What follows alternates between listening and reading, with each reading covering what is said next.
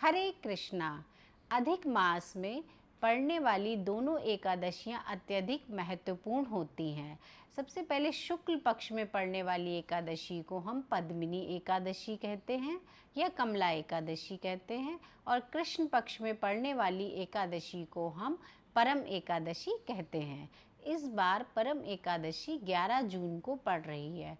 अधिक मास में पड़ने वाली एकादशियों का महत्व इसलिए भी अधिक होता है कि ये 3 वर्ष में एक बार आती हैं। इन एकादशियों का व्रत करने से हमें पुण्यों की प्राप्ति होती है, सुख सौभाग्य में वृद्धि होती है और हरि की कृपा प्राप्त होती है। श्री हरि विष्णु का हमें सानिध्य प्राप्त होता है और भगवान की प्रसन्नता प्राप्त होती है। हमारे सभी प्रकार के पापों का नाश होता है। इस बार परम एकादशी 11 जून को दिन गुरुवार को पड़ रही है।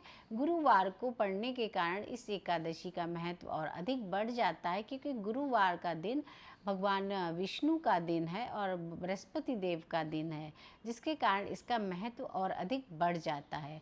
इस एकादशी पर आप गीता का पाठ करिए। अगर आप पूरी गीता का पाठ नहीं कर सकते तो पुरुषोत्तम मास में गीता के 15वें अध्याय का पाठ करना बहुत ही लाभदायक और पुण्यकारी माना जाता है। तो आप 15वें अध्याय का पाठ जरूर करिए। आप हो सके तो विष्णु सहस्त्र नाम पढ़िए, भगवान का नाम जाप करिए, दान पुण्य करिए और गरीबों की मदद करिए।